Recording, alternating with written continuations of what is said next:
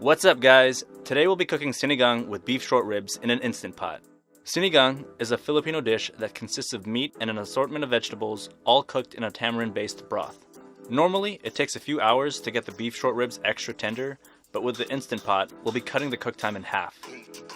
For this first part, if you plan on using a sinigang or tamarind soup mix, you can skip it altogether. But if you're trying to make your sinigang super legit, we recommend using actual tamarinds. You'll want to specifically get the green tamarinds that are sour and not the sweet ones.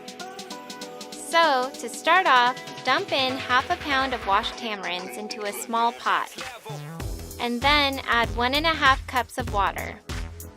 Cover your pot and boil everything for about 10 to 15 minutes.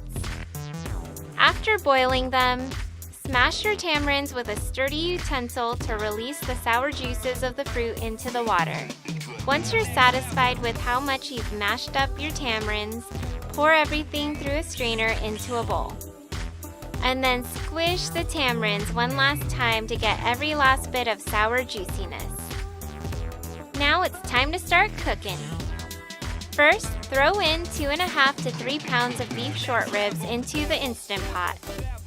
If you can, we recommend getting a higher quality cut of meat. You can tell the meat is of higher quality, usually when it's firm, has a good amount of marbling, or has a bright cherry red color. Or, the most obvious indicator, it's a little more expensive. If you're a sinigang connoisseur, it's totally worth it. Next, you'll want to add 1 chopped onion, 1 sliced tomato, 2 1/4 teaspoons of salt, your tamarind juice from earlier, and 2.5 cups of water.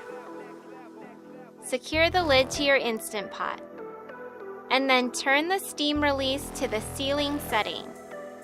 Afterwards, press the meat stew setting, and make sure it's set to high pressure for 30 minutes. Allow it to pressure cook for the allotted time. Once it's done, quick release the pressure by turning and holding the steam release to the venting position. There is a chance a small amount of liquid might slightly spritz out every now and then. If it does, you can hold a piece of paper towel to absorb it.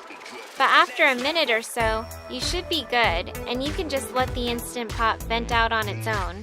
When the float valve unlocks, you're safe to open it. At this point, it's time to start cooking our vegetables. First, drop in 4 to 5 peeled and washed taro root. And make sure that they're fully submerged so that they cook all the way through. Set your Instant Pot to the sauté mode at the normal temperature setting. Simmer everything for about 25 minutes. As it's cooking for the duration of those 25 minutes, you can taste the broth and check if it needs more salt. Also, if you want, you can skim the excess fat that rises to the top of the soup. Or you can just keep it there for some extra fatty goodness. We won't judge.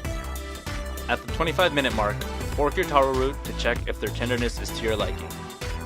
If they're good, go ahead and add a rough 2.5 cups of Chinese long beans, each cut to about 3 inches long, followed by 2 jalapenos. Do your best to submerge the vegetables into the broth, and then simmer everything for another 5 minutes. Finally, just stir everything together. And then wow.